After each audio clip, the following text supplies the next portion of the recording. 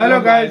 Welcome to Pakistani real reaction. तो कैसे हैं आप सब? उम्मीद है आप सब बढ़िया होंगे और मजे में होंगे। मेरा नाम है से मैं हूं Mubashar. So guys, finally Bharat के 180 लड़ाकू विमानों की एमआरएफ डील पर आई सबसे बड़ी खुशखबरी। खुशखबरी तो एमआरएफ डील पिछले हम भी 4-5 सालों से सुन रहे हैं, वाकई आप लोग भी सुन रहे होंगे कि ये भारत की एक डील है जिसमें 180 से 150 से 180 विमान, 114 के 180 भाई इस तरह विमान जो है भारत खरीदेगा, मल्टी रोल विमान। तो ये डील हो नहीं रही थी, तो इसके ऊपर फाइनली सबसे बड़ी खुशखबरी आई है, क्योंकि भारत अपने जो मिग 21 है उनको भी ग्राउंडेड करने जा रहा है सितंबर में ना। तो भाई करने जा रहा है सितंबर में, तो अब तो लाजमी हो गया।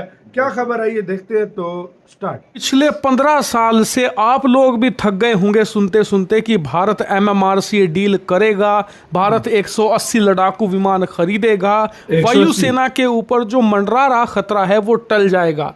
लेकिन ना तो एमएमआरसी की डील हुई, ना भारत को 180 लड़ाकू विमान कभी मिले। सिर्फ एक चीज जरूर हुई कि एमएमआरसी का नाम बदल दिया गया, उसे अब एमआरएफए के नाम से जाना गया। इतना ही नहीं, लड़ाकू विमानों की संख्या 180 से घटाकर 114 कर दी गई। इसके अलावा कुछ भी नहीं हुआ। लेकिन फाइनली भारत के सर के ऊपर मंडरा रहा सबसे बड़ा खतरा टल चुका है और सबसे बड़ी खुशखबरी आप सब भारतीयों को आज मिलने जा रही है।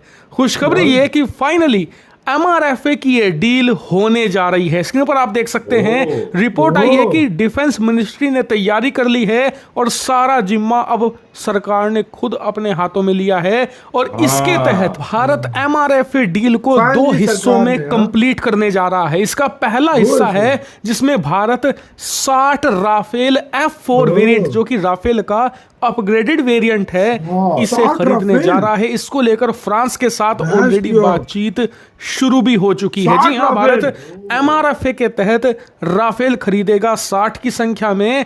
और इतना ही नहीं, जो बाकी के बचे हुए लड़ाकू विमान है, बताया जा रहा है कि वो कोई 4th जनरेशन या 4.5 जनरेशन के लड़ाकू विमान नहीं होंगे।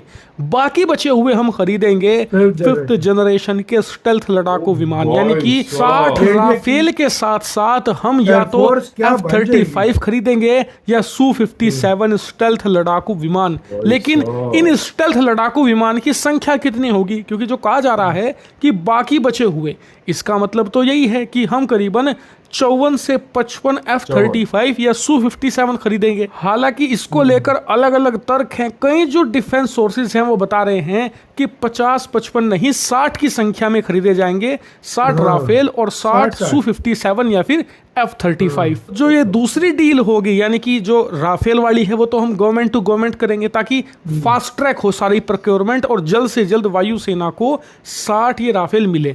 लेकिन जो ये 5th जनरेशन के स्टेल्थ लड़ाकू विमान होंगे, ये भी हम फास्ट ट्रैक तरीके से खरीदेंगे, गवर्नमेंट टू गवर्नमेंट डील करेंगे ताकि बीच में कोई दलाल ना हो, किसी प्रकार की दलाली ना हो और लड़ाकू विमान हमें रेट टू रेट पर मिले। लेकिन जो सबसे बड़ा फायदा है वो है डिलीवरी टाइम का, क्योंकि अगर हम गवर्नमेंट टू गवर्नमेंट डील नहीं करते तो पहले बात फंसती है वायुसेना के अंदर। वहां पर अंदरूनी खींचतान होती है, कोई कहेगा कि जी ये खरीदूंगा, कोई कहेगा जी वो बेटर रहेगा।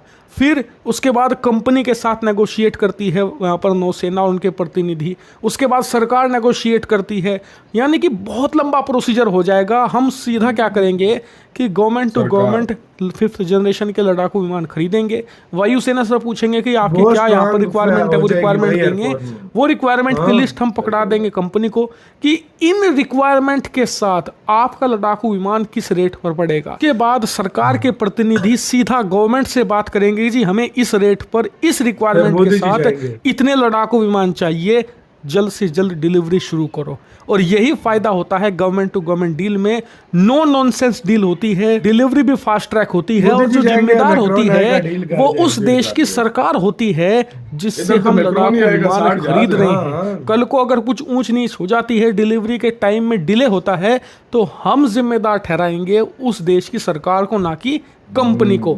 ऐसे में जिम्मेदारी बढ़ती है और इसीलिए ये एक बेटर रास्ता है और यही कारण है कि भारत दोनों डील गवर्नमेंट टू गवर्नमेंट करेगा। और रिपोर्ट्स बता रही हैं कि इसी साल से पहले भारत ये डील सील कर देगा दोनों की दोनों, और लड़ाकू विमान की डिलीवरी हम चाहते हैं कि अगले साल के एंड से हमें हमें मिलनी शुरू हो जाए। और ये बहुत ज़रूरी है, आप सोच भी नहीं सकते कि हमें जल्द से जल्द लड़ाकू विमान मिलना कितना ज़रूरी है।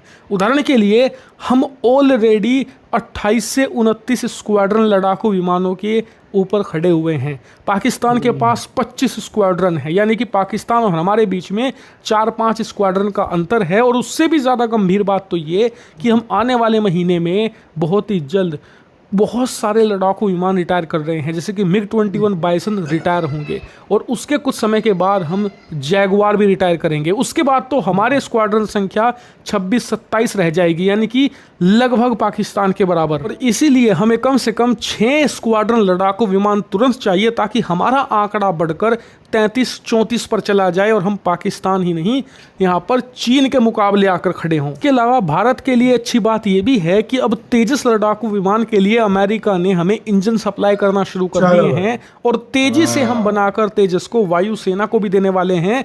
यानी कि हमारी जो स्क्वाड्रन संख्या है वो डबल रफ्तार से बढ़ेगी और हम उसे 35 के पार भी ले जा सकते हैं, अगर हमने तेजस की प्रोडक्शन रेट ठीक रखी तो। यानी कि HAL के ऊपर भी बहुत कुछ निर्भर करता है। और यकीन मानिए आने वाले 2 से 3 साल हमारी वायुसेना के लिए मेक और ब्रेक वाले हैं। अगर हमने ढंग से प्रोक्योरमेंट कर ली तो हम आने वाले कई दशकों तक दक्षिण एशिया पर राज करेंगे।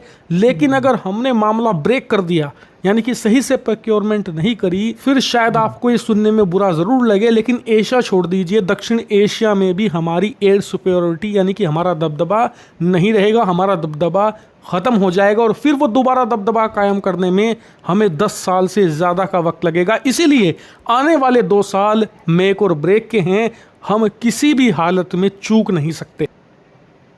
इसके साथ तो वीडियो खत्म। ये जो डील भारत की खबर आई है ना, कसम से ये हो गई ना, भारत राज करेगा पूरे एशिया पे, दक्षिण एशिया नहीं पूरे एशिया पे। चीन भी कांपेगा भारत के करीब आने से। ये मैं आपको बोल रहा हूँ, अगर ये डील हो गई, 60 राफेल, 60 F-35, ये Su-37, Su-57, ये तबाही डील है भाई। ये इससे बढ़कर सबसे बड़ी बात ये है 60 राफेल, 60 दुनिया के माने हुए 60 राफेल। ये अगर मैं कहूँ ना नंबर 1 पे 4.5 जनरेशन का तो वो राफेल है। और भाई 60 राफेल ये 36 पहले के, तकरीबन 96 राफेल। क्यों अभी तुम भूल रहे हो 25 तो नेवी के लिए है। वो अलग भाई, वो शायद इसी में शामिल हो वो भी। लेकिन ये 100 जो हम सुनते आ रहे थे 100 से ज्यादा तो राफेल है भाई। MRF डील जो है वो फाइनली पूरी, सिर्फ 100 से ज्यादा राफेल है आपके पास। हम फ्रांस के बाद दूसरा देश होगा जिसके पास सबसे ज्यादा है, सबसे ज्यादा। और दूसरे नंबर पे अगर Su-57 या क्या कहते हैं F-35, ये दोनों भी 30-30 ले लिए ना, तो मैं कहता हूँ इससे बेहतर एयरफोर्स किसी की हो सही बात नहीं हो सकती, नहीं हो सकती जिस तरीके से भारत। ठीक है, लोग कहेंगे चाइना J-20 पे किसी को भरोसा है? J-20 खड़े खड़े उसके पुर्जे टूट जाए फिर।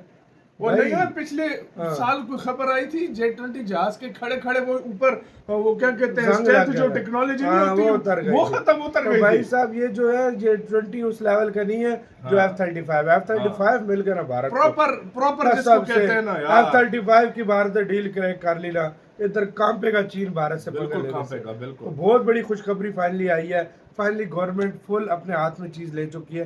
आपकी क्या राय है गाइस, बताना। अपना बहुत ज्यादा ख्याल रखना है।